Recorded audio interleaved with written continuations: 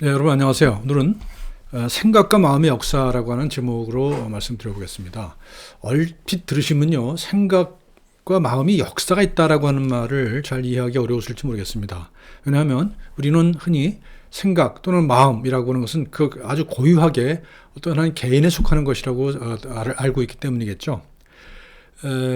그렇지만 가만히 생각해 보면 우리가 내가 어떤 환경 속에 속해 있는지에 따라서 내 마음이 결정되는 것을 알 수 있겠죠. 내가 예를 들어서 어떤 그 클래스에 속해 있으면 그 클래스가 일반적으로 가지고 있는 마음이 있죠. 마찬가지로 역사상으로 또는 진화의 역사, 더 긴 역사를 상으로 보았을 때 그 주어진 자연환경에 따라서는 다른 모든 사람이 공유하는 생각이라고 하는 것 또는 마음이라고 하는 것이 다를 수가 있다고 하는 겁니다. 그래서 또 특히 우리 진화생물학에서 보게 되면은 우리 마음이라 그러는 것, 우리가 몸 구조가 생존과 번식에 유리한 형질을 자연 선택에 의해서 보존한 것과 마찬가지로 우리의 마음이라는 것도 우리의 생각이라는 것도 그렇게 어떤 그 진화적인 자연 선택의 원리에 따라서 만들어졌다라고 하는 이야기를 많이 하고 있고요. 또 최근에 그 인지 심리학, 인지 과학에서도 그런 것들을 뒷받침하는 증거들이 많아지고 있습니다. 그래서 생각과 마음이라고 하는 것도 역사적으로 우리가 되돌아볼 수 있다라고 하는 얘기를 오늘 해볼 겁니다. 그래서 우리가 어떤 생각을 가지고 어떤 마음을 가지고 살아가는 것이 올바른 것인지에 대한 어떤 규범적인 생각까지도 이룰 수 있을 거라고 생각해요. 그리고 우리 인간이라고 하는 것이 어떤 존재인가 하는 것을 이해하는 데서도 이런 어떤 진화적인 역사 그리고 진화상으로 발전해온 그런 우리의 마음 생각들을 이해해보는 것이 대단히 중요하다고 생각을 합니다. 그리고 이제 부제로 두 마음, 세 갈래길 이렇게 했거든요. 두 마음은 빠른 마음과 느린 마음이고요. 세 갈래길은 물리적 자세, 고조적 자세, 그 다음에 지향적 자세 이렇게 세 가지 나눠서 설명을 드리도록 하겠습니다. 먼저 여러분하고 같이 이제 실험 하나 해보겠습니다. 야구 배트하고 야구 공을 합치면 11,000원이에요. 그리고 야구 공과 10,000원을 합치면 야구 배트 값이 됩니다. 자, 그러면 야구 공 값은 얼마입니까? 여러분들 얼른 생각을 해보시면 직관적으로 판단을 해보시면 빠르게 판단하라고 하면 아마 대부분 많은 학생들이 1,000원이라고 얘기했을 거예요. 그게 직관적으로 오거든요. 빨리 그렇게 생각을 하게 되는 경향이 있단 말이죠. 근데 가만히 생각해 보면 1,000원이 맞지 않습니다. 500원을 해야 이건 방정식의 문제가 아니라요. 우리가 직관을 관한 얘기를 하는 겁니다. 500원을 해야 맞거든요. 그러니까 이거는 직관적으로 맞지 않지만 우리가 이성적으로 판단해 보면 500원이란 말입니다. 그래서 여기서 우리가 그 빠른 마음과 느린 마음을 얘기할 때 이 1,000원이라고 대답하는 이 마음이 빠른 마음이고요. 조금 더 생각해서 500원이라고 대답하는 마음이 느린 마음이라는 겁니다. 그래서 우리는 빠른 마음과 느린 마음 두 개의 마음을 동시에 다 가지고 있다는 겁니다. 어느 하나의 것만 절대적으로 옳고 다른 것은 다 틀리다 이런 식은 있을 수가 없다는 얘기죠. 그리고 우리가 여러분들 많이 보셨을지 모르겠는데 나의 아저씨라고 하는 드라마가 있었어요. 아이유가 나오는 드라마였죠. 아주 굉장히 세계적으로도 인기를 끌었던 드라마인데 거기 이런 얘기가 나와요. 그 아이유를 도와줬던 그 할아버지 얘기가 나옵니다. 이 할아버지가 뭐라고 그러냐면요. 마음이 어디 논리대로 가나요? 라고 말을 해요. 마음과 논리가 같지 않다는 얘기죠. 그죠?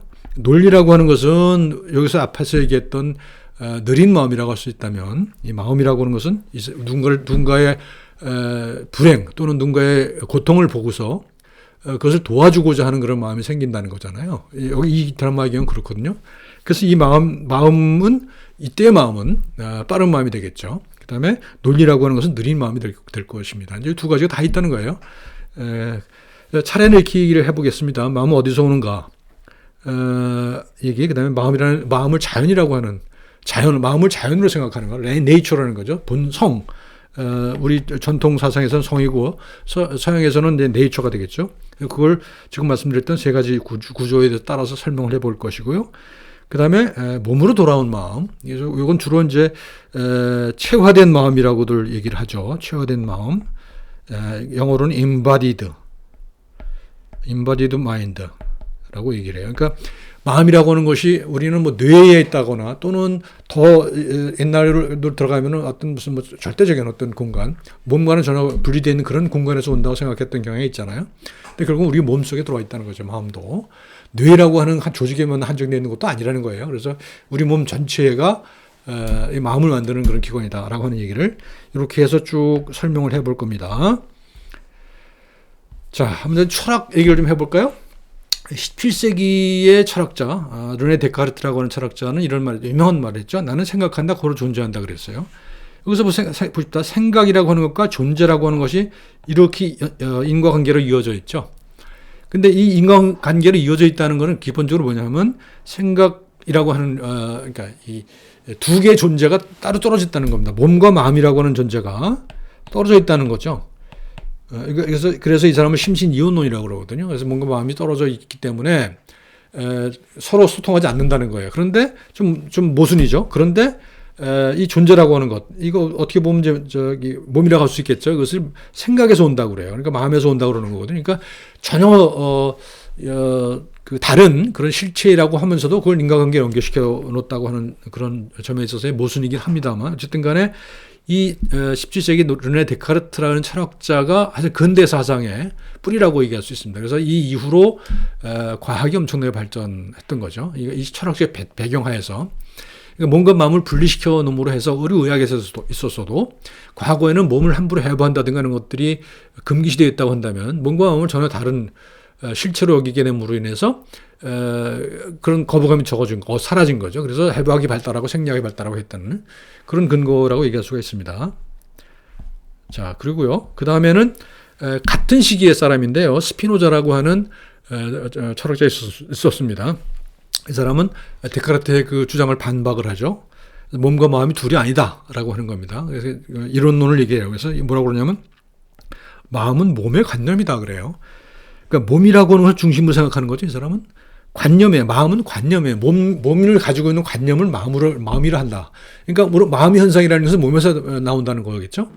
그래서 이것이 아주 중요한 차이입니다. 그래서 스피노자의 철학은 그 이후에 역사의 진행에서는 큰 역할을 하지 못했지만 어쨌든 간에 데카르트의 여러 가지 문제를 지적하는 그런 역할은 충분히 해낸 사람이라고 볼 수 있죠.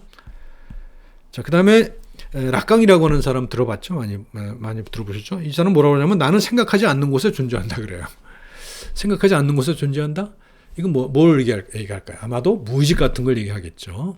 내가 어떤 의식적으로 마음을 만들어내는 것이 아니라 나는 생각하지 않는데 내 마음이 생긴다는 거죠. 생각하지 않는 곳에서 존재한다. 그러니까 몸의 관념이다라고 하는 것과 다소 비슷한 그런 거라고 할 수 있겠죠. 그래서 생각의 역사의 흐름이 이렇게 변해왔다는 겁니다. 데카르트적인 사유방식, 심신이론론에서 지금 무의식이 강조되는 소위 말하는 포스트 모던, 확실한 게 하나도 없는 그런 시절로 되고 있다는 겁니다. 우리 마음에 대해서도 그런 생각들이 일반적으로 오고 있다는 거죠.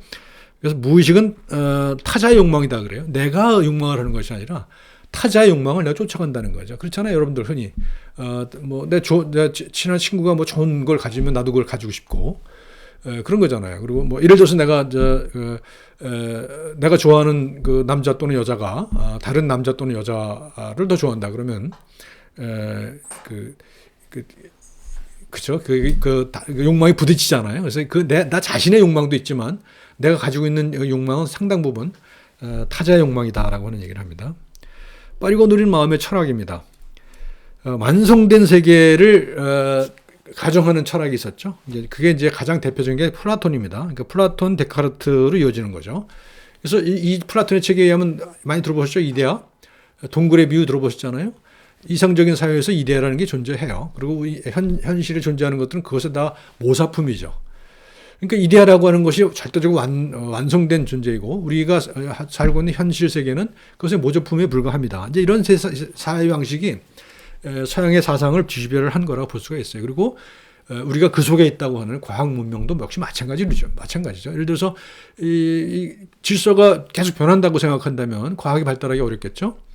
그래서 우주는 고정되어 있는 것이다. 그래서 그 고정되어 있는 또는 그 운행의 법칙은 고정되어 있다라고 하는 거죠. 그래서 뉴턴이 그런 법칙을 얘기했잖아요. 중력의 법칙이니 뭐 이런 것들을 얘기해서 우주를 설명할 수 있게 됐어요. 그러니까 이것은 마치 기계의 움직임처럼 우주를 설명할 수 있게 됐단 말이죠. 그리고 그에 이어서 이제 나온 것들이 칸트와 헤겔 같은 이런 철학자들이에요. 그래서 주로 완성된 세계, 를 중심으로라고 생각하는 거죠. 세상은 완성되어 있는 거라고 생각하는 그런 계열의 철학자들이 이제 완성된 이쪽이고요. 그다음에 서양에 있어서도 고대 그리스 시대부터 그렇지 않은 플라톤과 반대되는 그런 철학도 있었거든요. 대표적인 게 헤라클레이토스라는 사람입니다. 이 사람은 모든 것을 유전한다 그랬거든요. 만물을 유전한다 그랬어요. 이건 마치 뭐라 같냐면 우리 동양사상의 역사상, 그죠? 역경 보면 모든 것을 움직이는 거잖아요. 변화의 철학이거든요. 여기라는 것은 변화의 철학입니다. 마찬가지로 헤라클레이토스도 그랬어요. 그런데 플라톤과의 대립에서 결국은 패했죠. 그리고 후세에 거의 전해지지 않았던 그런 철학자들입니다. 그리고 그 이후로 뭐 이런 뭐 모순과 변화를 얘기한 이런 철학자들이 있으면 스피노자 아까 말씀드렸고, 니체라는 사람은 뭐 신을 죽여버렸죠. 신을 죽여버리고, 뭐 마르크스는 그 물질적인 조건을 강조했고, 뭐 프로이트는 무의식을 발견했고, 다윈은 인간의 최종적으로 가지고 있었던 어떤 존엄성이랄까요? 다른 동물과 구별되는 그런 구별선을 없어버렸죠. 동물로부터 진화해왔다고 얘기함으로써 그렇습니다. 그리고 이제 그 현대로 오게 되면 이제 유동의 세계예요. 이제 과거에는 완성된 세계, 그 다음에 근세에는 모순과 변화의 세계죠. 모순과 변화의 세계. 이제 이런 식으로 왔고, 그 다음에 유동의 세계. 이건 계속 뭔가 움직인다는 거죠. 뭐 이런 철학자들이 유동의 세계에 관련된 그런 철학을 했다고 볼 수가 있습니다. 자, 우리가 빠른 마음, 느린 마음을 얘기했잖아요. 근데 우리가 본능이라고 얘기하면 두 가지 본능이 있다고 얘기할 수 있어요. 하나는 뭐냐? 회피 본능. 어떤 위험한 상황이 있을 때는 나는 생각할 겨를이 없는 거죠. 바로 피해야 되는 거죠. 뜨거운 것이 손에 닿다 그러면 반사작용을 일으켜서 빼야 되는 거잖아요. 이게 이제 회피 본능이에요. 그 다음에 접근 본능은 뭐냐면 내가 먹고 싶은 아주 좋은 냄새가 나면 접근을 하죠. 나의 그 잠재적인 내 배우자가 될 사람한테 접근하게 된단 말이죠. 이것이 바로 접근 본능인 거죠. 그래서 그 회피 본능은 굉장히 빠른 마음에 속하는 거고요. 뭐 접근 본능도 빠른 마음일 수도 있겠습니다만 회피 본능이 더 빠른 거죠. 그렇죠? 이건 무의식적으로 있는 거예요. 그래서 이 두 가지 본능을 가지고 있다. 이것이 빠른 마음과 느린 마음으로 연결된다라고 하는 거고요. 제가 요거 오른쪽에 있는 놈은 제가 집에서 키우는 강아지입니다만 얘하고 사는 것도 사실 이것들을 잘 조합을 해야 된다라고요. 그러니까 예전 같으면은 얘네들 훈련시키는 것은 굉장히 뭐랄까요. 회피 본능을 자극하는 것이었어요. 그러니까 예를 들어서 무슨 바람직하지 못한 행동을 할 때 처벌을 한다든가 이런 식으로 훈련을 시켰었거든요. 지금도 많이 그렇게 하는 것 같아요. 그런데 최근에는 어떻게 하냐. 접근 본능. 그러니까 예를 들어서 무슨 좋은 일을 했을 때 상을 주는, 칭찬을 해주는 그런 방법으로 훈련을 시키는 것. 우리 지금 그 대통령이라고는 강영욱이라는 분, 그분 훈련하는 거 보면은 기가 막히죠. 네, 그런 식입니다. 그러니까 근데 그것은 결국 뭐냐면 처벌을 가하고 회피 본능을 자극하는 것이 아니라 접근 본능을 이용하는 거죠. 그러니까 얘가 좋아하는 것을 그걸 상으로 줌으로 해서 바람직한 행동을 유도하는 그런 것이 이제 라는 겁니다. 이런 건 우리가 상식에서 얘기하고 있는 거고요. 상식에서 우리가 알아본 빠른 마음과 느린 마음이고, 이걸 이제 구체적인 학술적인 증거를 가지고 말하는 분이 이제 다니엘 카네만이라는 분인데, 이분이 이제 노벨상을 받은 분이에요. 노벨 경제상을 받았어요. 이분이 이제 이런 책을 써요. 생각에 관한 생각. 여기 이제 빠른 마음, 느린 마음입니다. 이것은 이제 여러 가지 심리학적인 그 실험 이런 것들 통해서 빠른 마음과 느린 마음을 얘기를 하는 겁니다. 그래서 이분은 빠른 마음이라고 이해하지 않고 시스템 1, 시스템 2라고 얘기를 해요. 근데 시스템 1이 빠른 마음이고 시스템 2가 느린 마음이거든요. 뭐 얘기하다시피 직관적이에요. 빠른 마음은 본능적이고 즉각적이죠. 그리고 눈앞의 이익 또는 생존을 위해서 진화한 그런 마음인 거죠.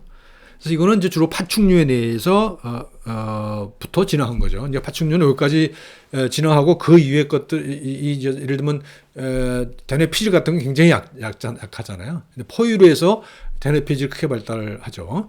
그래서 시스템 2가 이제 거기서 나오는 거예요. 이건 반성적이에요. 일단 위험은 피해야 되겠습니다만, 그렇고 난 다음에 그 다음번에 똑같은 상황이 닥쳤을 때 이걸 반성해 보는 거죠. 이것이 과거에는 이러했는데 이때는 위험했던가 위험하지 않았던가, 이게 비용이 더 클 것인가 이득이 더 클 것인가 계산을 하게 되죠. 반성적이란 말이죠. 그 이성적이에요. 이성으로 판단하는 거죠. 감성적인 게 아니라 이성적인 거예요. 그다음 본능적인 게 아니라, 그다음에 지연적이에요. 당장 나타나지 않죠. 한참 있다가 그 결론을 내는 그런 거고요. 그러니까 이익과 생존이라는 규범이죠. 이거는 전체가 같이 사는 우리 사회생활에 필요한 그런 규범에 이뤄온 것이 느린 마음이라고 할 수 있습니다. 그래서 이것은 포유류 내부터 발전했다. 그래서 이 규범이라고 하는 것은 이 본능적인 것과 이성적인 것,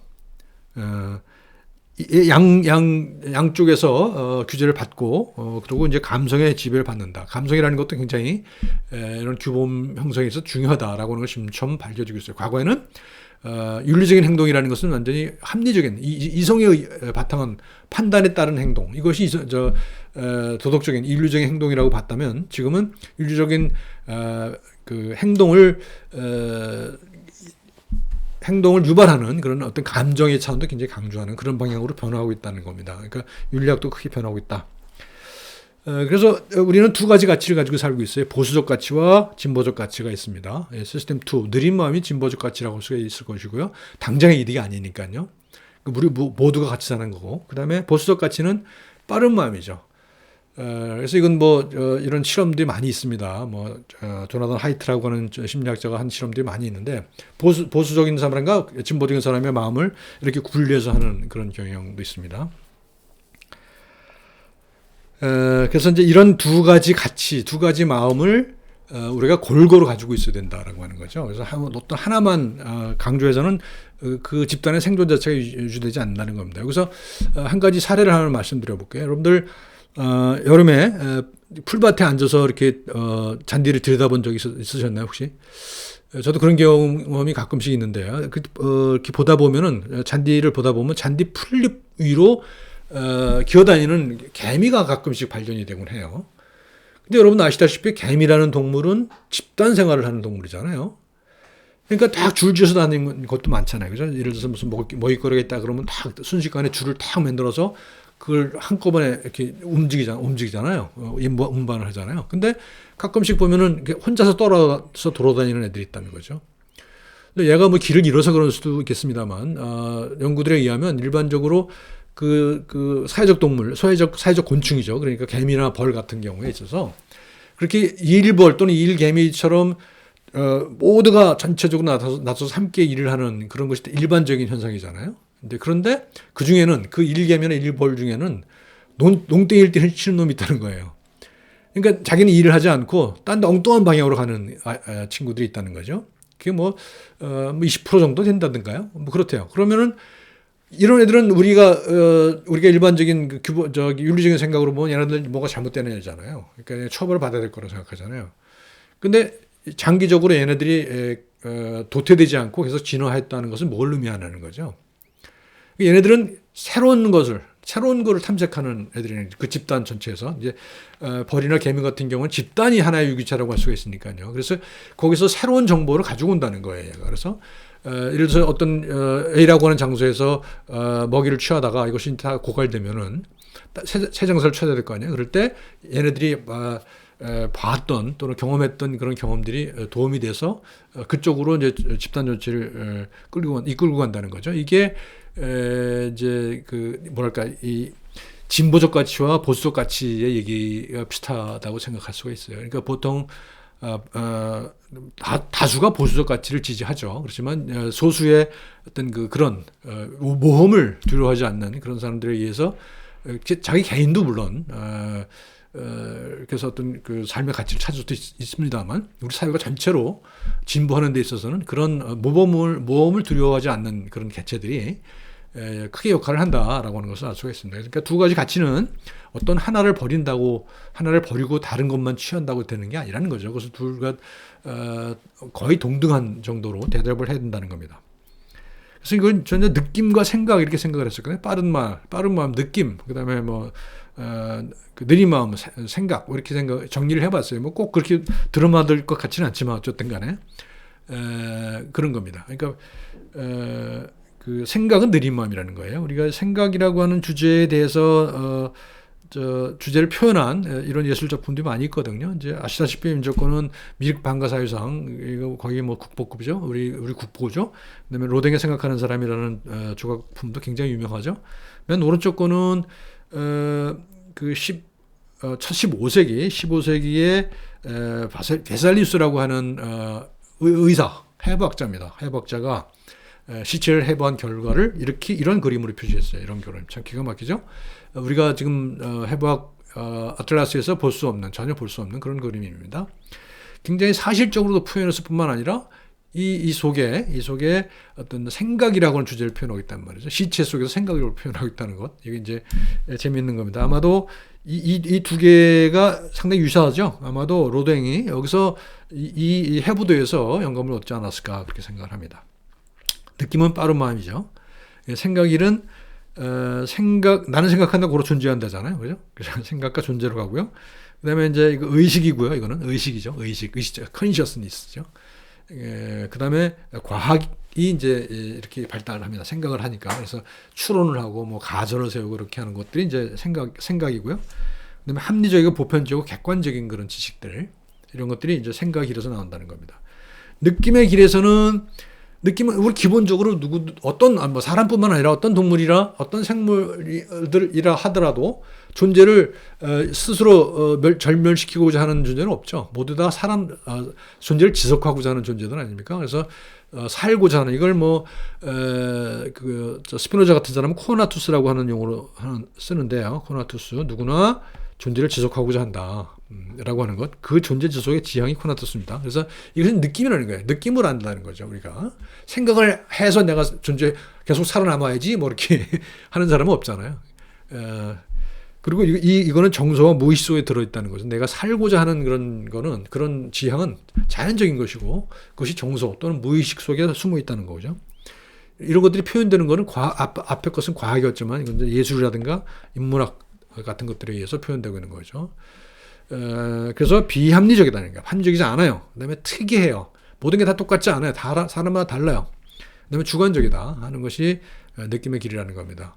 그러니까 이 두 개의 길, 두 마음을 우리가 잘 생각해야 된다는 거죠. 이게 갈래길이냐 평행길이냐, 그죠? 지금까지 말씀드린 걸 정리하자면 평행길인 거죠. 평행길입니다. 갈래길은 아니에요. 갈라지면은 하나를 버리는 거잖아요. 저쪽 길을 가지 않은 길이 되잖아요. 그런데 우리는 항상 몸과 마음이 같이 또는 느낌과 생각이 빠른 마음과 느린 마음이 같이 가지고 살아간다는 거죠. 자, 여기까지 설명하고요. 그 다음에 마음의 세 갈래 길입니다. 이거는 이제 마음을 이제 빠른 마음과 느린 마음 둘로 나눴잖아요. 근데 이제 다음엔 이제 세 갈래 길, 물리적 자세, 구조적 자세, 지향적 자세라고 하는 걸로 이제 설명을 해봅니다. 다니엘 데넷이라고 하는 이분, 데넷이라는 철학자입니다. 철학자가 여기 마음의 진화라는 책을 썼어요. 마음의 진화라는 책에서 이런 얘기를 합니다. 우리는 세 가지 자세를 가지고 살아간다는 거예요. 물리적 자세, 이건 우리가 가장 원초적인 거죠. 예를 들어서 어디 칼에 찔렀다고 물리적인 거잖아요. 그 물리적인 거를 당장 빼야 되겠죠. 그다음에 어떤 자동차를 고친다 할 때는 그때는 물리적 자세를 갖고 바라볼 수밖에 없는 거예요. 그렇지만 또 한 가지로는 자동차가 예를 들어서 어떤 한 부분이 고장 났다고 했을 때 이 한 부분만 에만 관심을 기울이다 보면은 전체 구조를 놓칠 수가 있는 거죠. 그래서 예를 들어서 타이어는 아주 엄청나게 좋은 건데 엔진이 제대로 안 돌아가면 그것도 소용없는 거 아니에요. 그것도 맞춰야 될 거 아니에요. 그래서 이제 자동차 디자인이라는 것은 그런 것들이 아주 정교한 조화를 이루도록 디자인된 거죠. 그래서 그게 구조적 자세인 거예요. 그다음에 자동차라고 하는 것은 뭐예요? 어떻게 만들어졌습니까? 우리가 두 발로 걷지 않고 이동하겠다라고 하는 그런 지향성, 목적을 가지고 있는 거잖아요. 목적을 가지고 만들어진 거잖아요. 그래서 그런 걸 지향적 자세라고 얘기합니다. 근데 이제 대개는 우리가 생명을 볼 때도 이 세 가지 자세를 다 봐야 된다는 거죠. 생물을 볼 때도 구조적으로, 예를 들어서 DNA 구조가 어떻게 됐다는 거는 구조적 자세죠. 물리적 자세죠. 세포는 그 안에 핵이 있고 무슨 미토콘드리아가 있고 하는 것은 물리적인 걸 보는 거잖아요. 우리가 전자생명상에서. 그다음에 그것들이 어떻게 구조를 되는가. 우리가 DNA가 이중나선으로 돼 있다. 그럼 구조적 자세인 거죠. 그다음에 이 세포가 모여서 구성된 조직이나 또는 기관들이 이건 어떤 방향으로 가느냐, 어떤 기능을 하는가, 이건 이 지향적 자세라고 할 수 있습니다. 그리고 또 그것이 모이면 유기체 전체가 어떤 지향을 가지고 있는가, 어떤 사람 같은 경우에는 더 다른 동물과 다른 지향을 가질 수 있겠죠. 또 추상적 가치를 지향할 수도 있는 것이고. 그래서 우리는 이 아까 빠른 마음과 느린 마음이 항상 동시에 갖춰져 있는 것이라고 한 거 마찬가지로 이 세 가지 자세도 역시 마찬가지로 함께 어떤 것 하나를 버릴 수는 없는 그런 거라는 겁니다. 그래서 우리는 항상 이런 세 가지 자세를 같이 가지고 살아간다를 우리가 염두에 두고 우리가 공부를 하고 뭐 사회생활을 할 때 이렇게 생각을 하면은 많이 도움이 되는 것 같아요. 그래서 여러분들이 이걸 기억해 주시면 좋을 것 같아요. 오늘 주제는 두 마음, 빠른 마음과 느린 마음, 그다음에 물리적, 구조적, 지향적 자세. 내가 뭘 하려고 할 때 내가 지금 어떤 자세를 가지고 있는 거지? 생각을 해보세요. 그래서 대개의 경우는 지향적 자세인 경우가 좀 더 고등적인 그런 기능을 발휘하는 거라고 볼 수가 있겠죠. 그래서 오른쪽에 그림 보시면 이런 게 있죠. 이제 이건 물리적 자세죠. 내 몸이 기계라고 생각하는 거죠. 물리적 자세예요. 그다음에 내 몸이 어떻게 구성되어 있다. 이거는 이제 구조적 자세고, 내가 어디를 가야겠다. 내가 내 삶의 목표를 뭘로 잡겠다. 이건 지향적 자세인 거죠.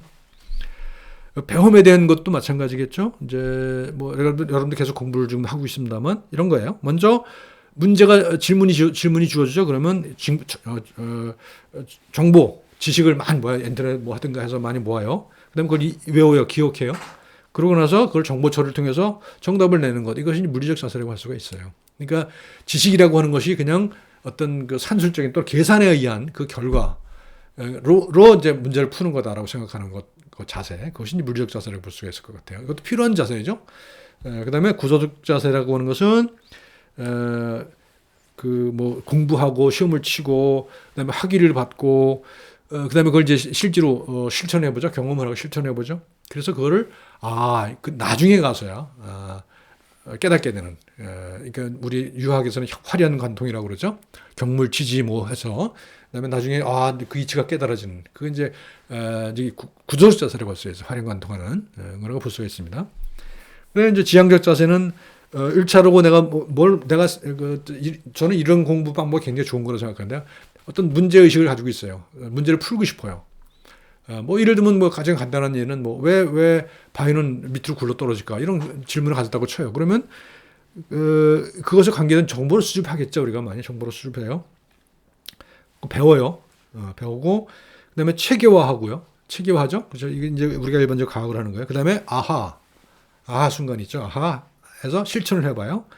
그 다음에 실천해 본 다음에 또 다시, 뭐 문제가 있으면 반성을 하고, 그렇게 해서 새로운 문제를 또 만들어가는 지향적 자세. 내가 뭘 위해서 가느냐. 그 지향적 자세를 갖는 공부 방법은 저는 대단히 중요하다고 생각합니다. 제가 지금까지 이렇게 학술적인 학문적인 활동을 해오는 것도 바로 그런 거거든요. 내가 풀고 싶은 문제가 있어요. 그 문제를 풀라고 노력하다 보니까 여기까지 오게 된 거였거든요. 간단한 질문을 해줬습니다. 아무리 간단한 질문을 해줬습니다. 근데 저 같은 경우에는 치과 의사를 하다가 인문학으로 또 방향을 전환하게 된 계기가 딱 하나예요. 뭐 너무 단순한 얘기일 수도 있겠습니다만 알고 싶은 게 있었어요. 뭐였는가 하면 왜 치과는 의과랑 분리됐을까라는 그런 질문이었어요. 학교 다닐 때 아무도 안 가르쳐 주더라고요. 그것이. 그래서 너무 당연하게 분리되어 있는 걸로 생각을 했어요. 지금도 많은 사람이 그럴 거예요. 근데 제가 생각해 보니까 꼭 그래야 될 이유는 없는 것 같더라고요. 그래서 이제 그걸 이제 공부를 하다 보니까 꾸역꾸역 여기까지 온 거예요. 뭐 그거에 대한 대답은 나중에 나름대로 대답을 얻긴 했고, 나름대로 대답을 얻으니까 또 새로운 질문이 생기고, 새로운 질문을 해결하다 보니까 이런저런 공부를 하게 되고, 그렇다 보니까 여기까지 오게 된 그런 거죠. 이런 식으로 가는 것이 저는 삶을 사는 바람직한 방향이라고 생각해요. 바람직할 뿐만 아니라 행복한 삶, 자기 행위에 대해서 스스로 가치를 부여하는 삶, 그런 삶이 좋은 삶 아닐까 그런 생각을 해요. 여러분들도 공부를 해나가면서 자기 삶의 문제와 관련시켜서 생각해보고 탐구하고 그런 과정을 겪었으면 좋겠어요. 그것이 효율적이기도 해요. 거기다가 나의 삶을 풍부하게 해줄 뿐만 아니라 효율적인 공부법이라는 것이죠. 최근 들어서는 공부법에 대한 많은 얘기들이 나오고 있거든요. 이제 소위 메타코그니션, 메타인지, 그러니까 인지에 대한 인지, 이런 것들에 대한 연구들이 많이 되고 있어요. 그래서 우리가 옛날 했던 무슨 뭐 암기 위주의 그런 그것도 필요하긴 합니다만, 암기가 아주 불편하다는 건 아니에요. 그렇지만 그것에 그쳐서는 안 된다는 거죠. 그거를 가지고 조금 더 한 발짝 두 발짝 새로운 문제를 풀기 위해서 도전해 나가는 그런 공부법이 중요한 공부법이다 하는 얘기입니다. 그리고 이제 여러분 지금 교육에서 이제 문제 바탕 학습이라는 걸 많이 하거든요. 프로블럼 베이스드 러닝이에요. 프로블럼 베이스드 러닝. 이게 이제 의학 교육에서는 굉장히 큰 흐름이거든요. 이게 뭐냐면 옛날에는 그 기초의학, 임상의학이 있거든요. 그럼 기초는 해부학, 생리학, 무슨 뭐 양리학 뭐 이런 것들이에요. 기초 과학 지식이죠. 그다음에 임상의학은 내과외과 뭐 이런 거예요. 그러면 처음 2년 동안은 기초의학을 공부하고 다음 2년 동안은 임상의학을 공부해요. 근데 기본적인 메커니즘이 뭐냐면 기초의학 지식을 임상 현장에 적용시키는 거라 생각했어요. 적용이거든요. 근데 그렇게 한 50년, 60년 해오다 보니까 이게 적용이 안 되는 경우가 많다는 걸 알게 되는 거죠. 기초의학적인 메커니즘에 의한 설명이 맞아떨어지지 않는 경우가 너무 많은 거죠. 그래서 그다음부터 어떻게 바뀌었냐? 임상 현장에서 나온 문제를 바탕으로 공부를 하라는 거예요. 그러니까 현장에 있었던 현실적인 문제가 아닌 추상적인 지식만 갖고 접근해서는 되지 않는다는 거죠. 그래서 나온 게 문제 바탕 학습. 실제 환자의 사례를 가지고 공부를 하는 거죠. 그래서 실제 사례를 가지고 와서 예를 들면 무슨 예를 들면 위암을 얘기해 보시죠. 위암 환자예요. 그건 나중에 알려진 거죠. 근데 처음에는 그런 정보를 다 노출하지 않습니다. 몇 살 먹은 무슨 어떤 사람인데 이 사람이 배가 아프다고 왔다.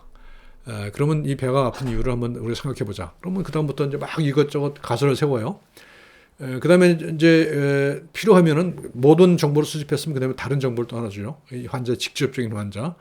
그래서 그렇게 해서 하나씩 추론해가는, 그래서 문제 해결까지 가는, 그것을 공부 방법으로 하는, 이것이 PBL입니다. 지금 우리 학교는 뭐 제대로 안 하고 있는 것 같습니다만 이게 굉장히 중요한 교육 방법이라고 저는 생각을 해요.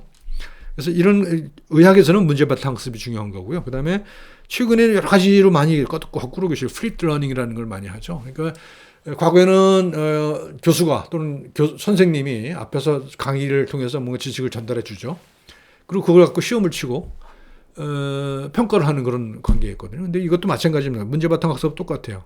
학생들 스스로 문제를 해결하는 겁니다. 그러니까 강의는 나중에요. 물론 아주 간단한 자료들은 미리 제출됩니다. 주어집니다. 그러면 그걸 보고 와서 학생들끼리 3, 3, 5에 모여 앉아서 주어진 문제를 풀어요. 그리고 그 과정 속에서 서로 협동해 가면서 문제를 푸는 거죠.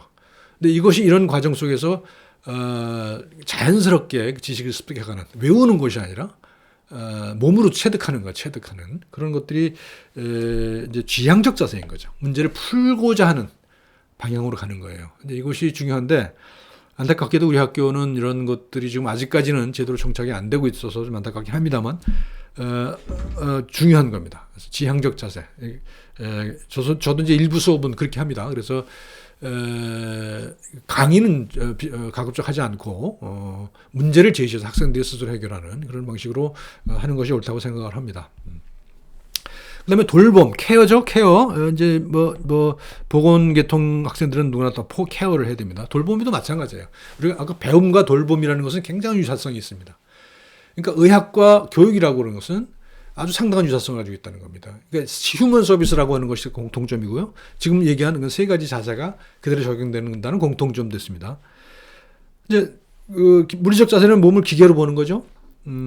그리고 질병은 그 기계 고정이라고 보는 게 이제 물리적 자세예요. 이것이 지난 20세기를 지배해온 그런 패러다임입니다. 몸을 기계로 보는 그런 것이 사실은 그렇습니다. 그리고 이제 나중에 20세기 후반에 오면 여기다 대한 반성이 생기면서 이제 구조적 자세가 나오죠. 그래서 뭐 생물, 사회, 심리 모델 이런 것들이 나옵니다. 근데 물리적 자세라는 것은 물론 그것이 아주 정밀하고 정확한 거는 있겠지만 이런 식으로 장님 코끼리 만지기라고 그러죠. 그렇게 해서 부분적인 것들을 파악한다고 해서 전체가 파악되는 건 아니라는 얘기죠.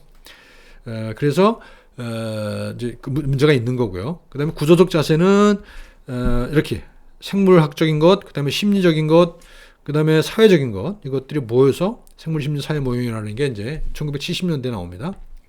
그래서 바이오 사이코 소셜 모델. 그래서 우리 그 이전까지만 하더라도 완전히 바이올로지컬한 존재로 봤죠, 우리 몸이라는 것을. 그런데 이때부터 심리적인 현상이 중요하다 또는 사회적 현상이 중요하다는 것을 알게 되고 심리 사회적인 요소들을 강조하기 시작했습니다. 그리고 지금에 와서는 그런 것들이 사실은 과학에 의해서 다른 것들도 아니고 무슨 뭐 인문학, 뭐 철학이나 심리학이 아니라 과학에 의해서 그런 것들이 그 효용성이 증명되고 있어요. 심리학이라든가 인지과학 같은 거죠. 그래서 심리적인 요소가 실질적이다. 이것이 뭐 어떤 허령한 것이 아니라는 거예요. 심리라고 하는 것은 우리는 그냥 어떤 몸과는 관계없는 그런 거라고 생각했잖아요. 그래서 과거 옛날에 무슨 예를 들어서 뭐 우울증을 앓는 환자가 있으면 막 그 환자를 욕을 했단 말이에요. 야, 탓했단 말이죠. 그것도 극복 못해. 뭐 이런 식이에요. 근데 지금 밝혀진 건 뭡니까? 이것이 세로토닌이라고 하는 대뇌의 대사 물질 의 어떤 문제 때문에 생긴 거라는 것을 알려졌잖아요. 그래서 그것들을 우리가 통제할 수 있게 됨으로 해서 뿐만 아니라 그 소위 말하는 빅텀 블레이밍 그 저기 환자를 그 야단치는 그런 것들이 이제 더 이상 유용하지 않은 거라는 것이 알려졌잖아요. 그러니까 이 사이코라고 하는 것과 소셜이라고 하는 것은 실질적인 거죠. 과거에는 이거 실질이 아니라고 생각했어요. 실질이 아니라고 생각했어요. 그냥 현상일 뿐이라고 생각했거든요. 근데 지금은 그것이 몸과 연결되어 있다라고 하는 그런 것들이 알려지기 시작합니다. 그래서 구조적 자세는 바이오사이코 소셜 모델이라고 그랬죠. 이것이 무의식적으로 연결되어 있는 것. 이런 안정적 상태라고 생각을 했던 거고요. 지향적 자세는 뭐예요? 이렇게 앞으로 가는 거죠, 계속. 우리 저는 이제 그 생명의 시간을 네 가지로 분류를 하거든요. 그래서 이건 하나의 분자 시간. 분자 시간은 뭐 DNA진 이런 것들이 이제 그 물질들이 서로 작용을 통해서 어떤 변화를 유도하는 거죠. 굉장히 짧은 시간이죠. 그다음에 세포의 시간이 있어요. 세포들이 뭐 서로 뭐 경쟁을 하기도 하고 협종하기도 하고 그래서 하나의 티슈를 만들기도 하고 뭐 오간이 되기도 하고 그다음에 유기체를 만들잖아요. 그렇지만 또 세포들끼리는 또 서로 상반되는 것 기능을 하는 것들도 있단 말이죠. 그래서 세포의 시간이 있어요. 세포가 뭐 그다음에 죽죠. 보통 한 60회 정도 분열을 하면 다 죽어요. 이제 그게 이제 하나의 세포의 시간이죠. 사이클인 거죠. 그다음에 생애의 시간이 있죠. 우리는 보통 100년 남짓한 생애의 시간을 살아요. 이게 이제 사람의 시간인 거죠. 인간의 시간입니다. 나머지는 이건 그렇지만 이런 밑에 시간들도 우리 몸속에서 일어나는 현상이죠. 그런 시간의 차원이 다르게 있다는 거예요. 그다음에 또 우리 100년 말고 우리가 100년 남짓 살지만 우리 몸이라고 하는 것은 뭐 수십억 년에 이르는 진화를 거쳐서 온 거란 말이죠. 그러니까 진화의 시간이 우리 속에 몸속에 담겨 있다는 거죠. 그러니까 이 네 가지 시간의 차원을 우리는 모두 다 가지고 있다. 우리 몸속에. 그렇지만 가장 우리가 현실적으로 느끼는 실천할 수 있는 시간은 생애의 시간이겠죠. 그래서 우리가 보통 이제 의학이 다루는 분야가 여기죠. 물론 이제 생애의 시간을 다루기 위해서 밑에 걸 공부를 하는데 이제 많은 비판을 받았던 게 뭐냐면 이런 생애의 시간에는 관심이 없고 세포의 시간과 분자 시간에만 주로 의학이 매달려 온 것 아니냐 하는 그런 비판이 있기도 하죠. 최근엔 다시 생애를 강조하는 이제 새로운 의학 사조가 만들어지게 돼요. 생애 경로 의학이라는 건데요.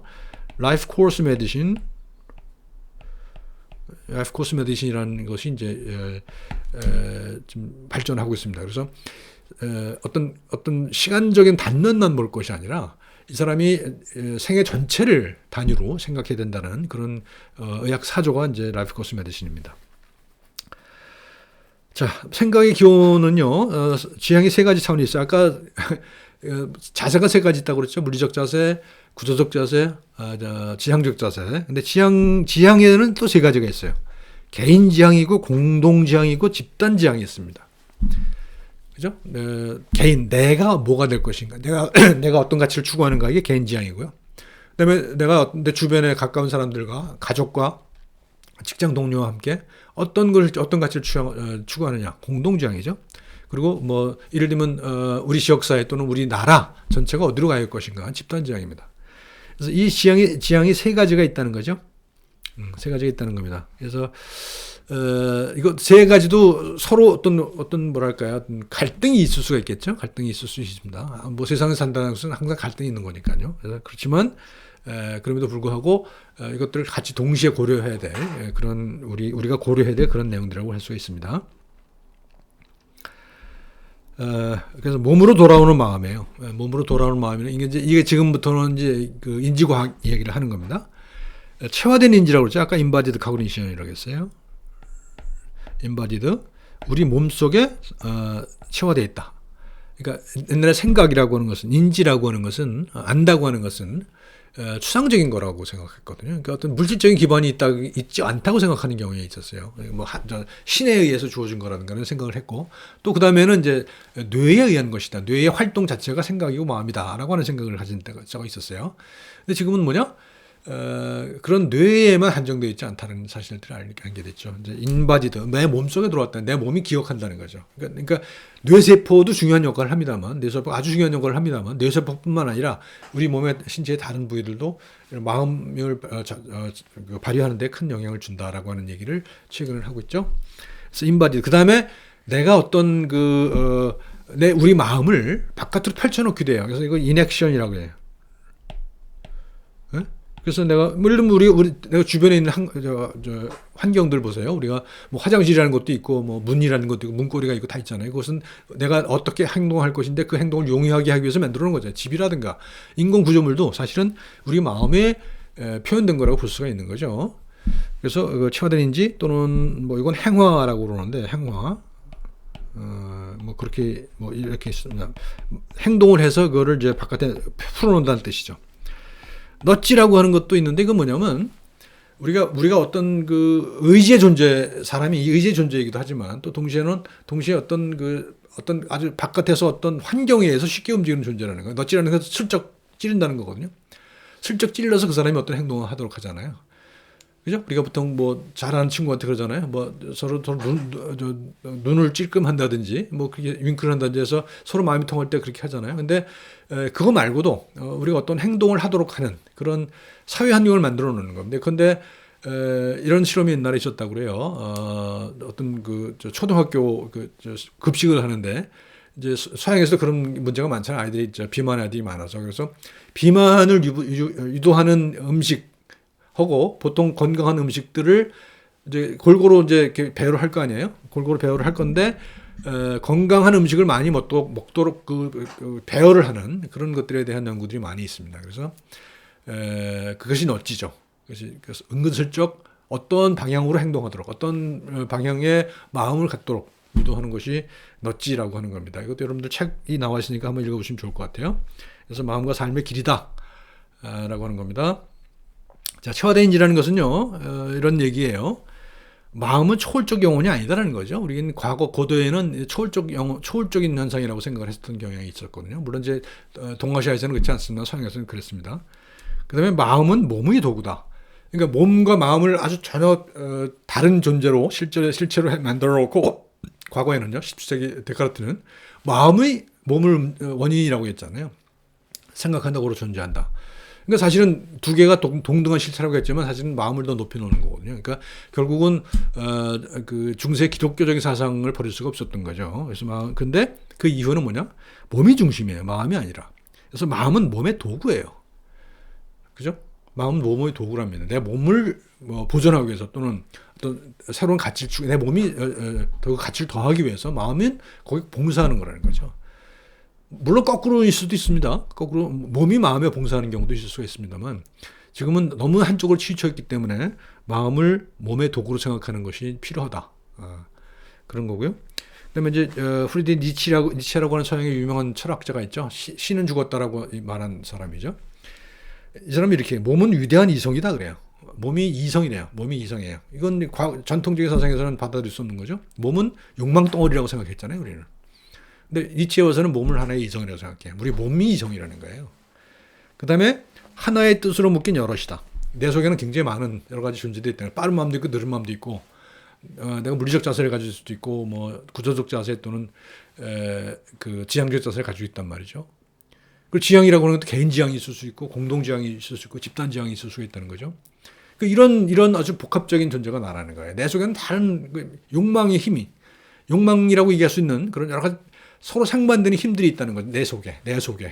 나는 아주 깨끗한, 순수한 그런 이성만 갖고 사는 것이 아니라는 거죠, 우리는. 그렇죠? 그 감성도 있고, 욕망도 있고, 뭐 때로는 추악한 욕망도 있을 수가 있는 거고 욕심이 있을 수 있는 거고. 근데 그런 것들을 우리가 뭐 받아들여서 그걸 이제 억누르는 경우도 있어야 되겠습니다만 때에 따라서는 우리 강아지 훈련하듯이 그 어떤 그 본능적인 그런 힘을 이용을 해서 우리가 평화로운 또는 윤리적인 그런 사회를 만들 수 있도록 노력하는 것도 필요하다는 겁니다. 그러니까 일방적으로 선악으로 나눌 수 있는 것은 세상에 없다. 라고 하는 것이 지금 최근에 이제 인지과학이나 이런 데서 나오는 얘기입니다.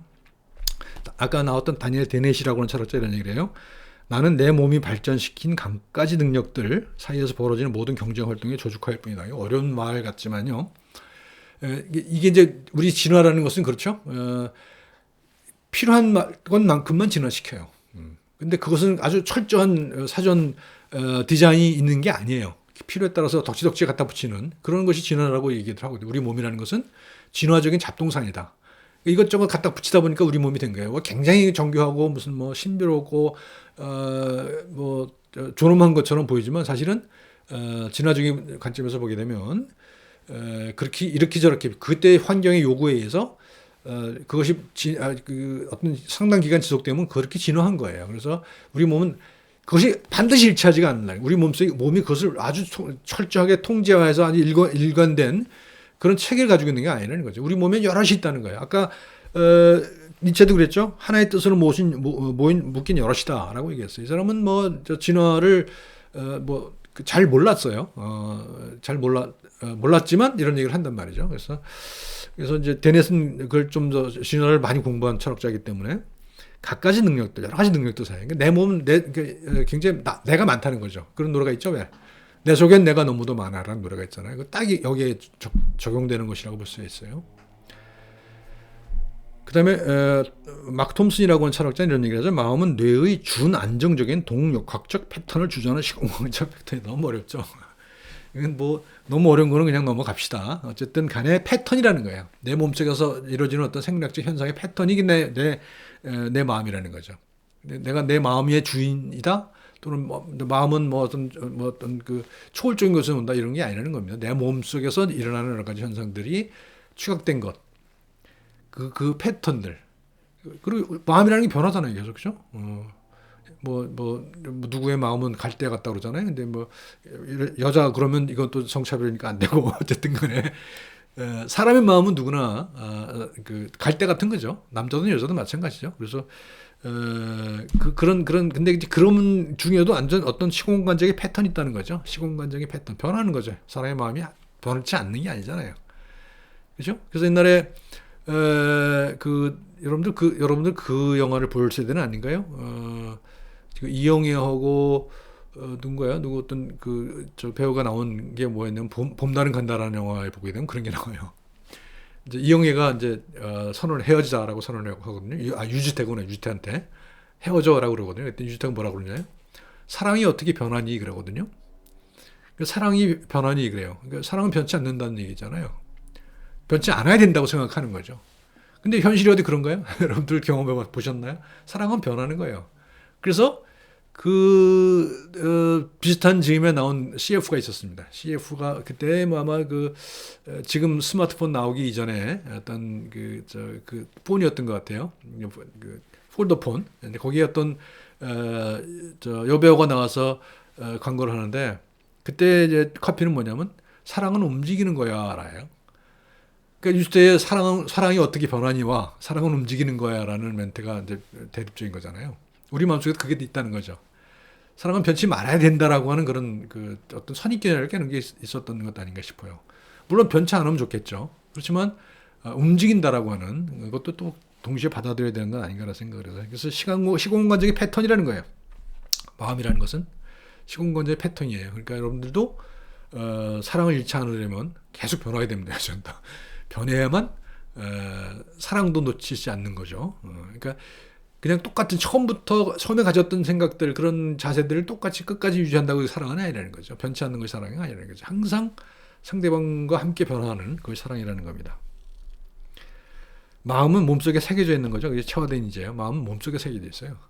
여러분들 마음을 딴 데 찾지 마세요. 내 몸속에서 찾아보세요. 내 몸속에 찾아보는 게 좋겠습니다. 그 다음에 우리는 마음을 세 개에 펼쳐놓는죠. 이거는 이제 인바디드고요. 아까 여러 번 썼죠. 인바디드. 이거는 인액티드. 마음을 세 개에 펼쳐놓는다.